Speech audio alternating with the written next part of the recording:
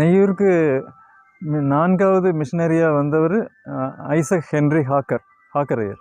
அவங்க ஆமாம், அவங்க நெய்யூரில் ரொம்ப நல்ல ஊழியம் செய்தவங்க, நீண்ட காலம் போதகராக பணியாற்றிருக்காங்க. அவங்களுடைய மனைவி எலிசபெத் டைமண்ட் ஹாக்கர், அந்த அம்மாவுடைய நினைவிடம் தான் இது.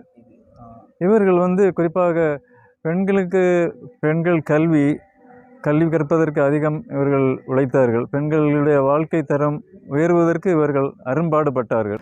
அது மட்டுமல்ல, கல்வி மட்டுமில்லை, பெண்களுக்கு சுய தொழில் கற்றுக் கொடுத்தாங்க. குறிப்பாக தையல் கலையை அவங்க சொல்லிக் கொடுத்தாங்க. இந்த அம்மாவும் தையல் கலையை சொல்லிக் கொடுத்தாங்க.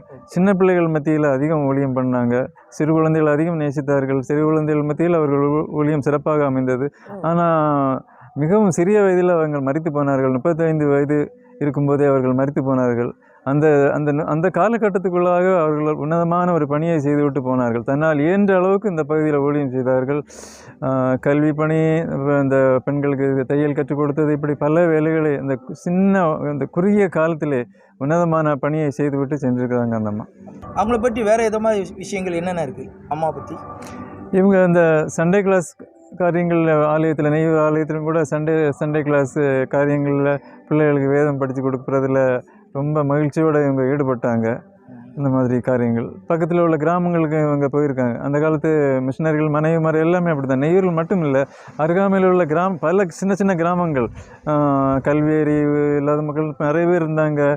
கிறிஸ்துவ பற்றி அறியாதவங்க நிறைய பேர் இருந்தாங்க. எல்லாருக்கும் இவங்க போய் பல கிராமங்களில் நடந்து சென்று ஊழியம் பண்ணினவர்கள். அந்த மாதிரி நல்ல ஊழியம் செய்தாங்க அந்த காலத்தில். அருமையான நேயர்களே, வெளிநாட்டிலிருந்து வந்த ஒரு அருமையான மிஷினரி சிறுவர்கள் மத்தியில் ஊழியம் செய்து கொண்டிருந்திருக்கிறார்கள். கர்த்தர் உங்களுக்கு கொடுத்த தாளந்துகளை சிறுவர் மத்தியில் ஊழியம் செய்யக்கூடிய காரியங்களை ஆண்டவர் உங்களுக்கு கொடுத்திருந்தா, நீங்களும் சிறுவர் ஊழியத்தில் நீங்கள் ஆர்வம் காட்டுங்கள்.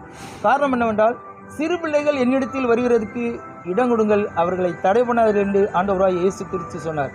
இந்திய சிறியவராகிய இவர்களுக்கு எதை செய்தீர்களோ அதை எனக்கே செய்தீர்கள் என்று அருமையாக வேதவசனம் கூறுகிறது. அந்த காலத்திலே 200 ஆண்டுகளுக்கு முன்பாகவே சிறுவர் மத்தியில் ஊழியம் செய்வதற்காகவே அயல் நாட்டிலிருந்து வந்திருக்கிறாங்க. நீங்களும் சிறுவர் மத்தியில் இதுவரைக்கும் நீங்கள் ஊழியம் செய்யாமல் இருந்தால், நீங்களும் கர்த்தர் கொடுத்த தாளந்துகளை சிறுவர் மத்தியில் சென்று அநேக காரியங்களை கிறிஸ்துவுக்காக நீங்கள் அவருடைய ராஜ்யம் கட்டப்பட நீங்கள் உபயோகப்படுத்துங்கள். உங்களுக்கு கொடுத்திருக்கின்ற தாளந்துகளை புதைத்து விடாமல் விதைத்து கொண்டிருங்கள். கர்த்தருடைய நாமம் மகிமைப்படுவதாக.